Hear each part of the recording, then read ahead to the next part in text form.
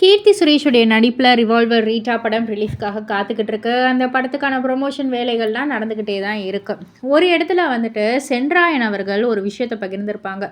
அதாவது ஒரு வார்த்தை அந்த கெட்ட வார்த்தையை நான் பேசக்குள்ள நிறைய டேக்ஸ் எடுத்துக்கிட்டேன். அதுக்கு நிறையவே நான் டேக்ஸ் எடுத்தேன். இந்த ஒரு சீனை கரெக்டாக கொண்டு வரணுன்ற மாதிரி இது பண்ணியிருந்தாங்க. பட் ஆனால் சென்சார் போர்டில் அதை பார்த்துட்டு அதை தூக்கிட்டாங்க.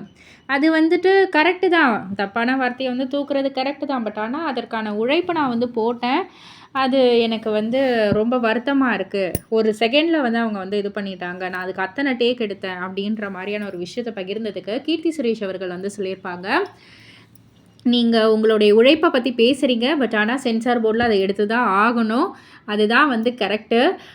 பட் ஆனால் நீங்கள் எதற்காக சொல்கிறீங்கன்னு தெரியுது. உங்களுடைய உழைப்புக்காக சொல்கிறீங்க. அது கண்டிப்பாக வீண் போகாது. அந்த ஒரே ஒரு எழுத்துலேயோ இல்லை அந்த ஒரே ஒரு பெர்ஃபார்மன்ஸில் தான் உங்களுடைய திறமை வெளிக்கொண்டு வரணும் அப்படின்ற அவசியம் கிடையாது. உங்களுடைய திறமை மற்ற அந்த படத்தில் நீங்கள் நிறைய விஷயங்கள் பண்ணியிருக்கீங்க. அது மூலியமாகவும் வெளியில் வரும் அப்படின்னு சொல்லி ஆறுதல் சொல்லியிருந்தாங்க.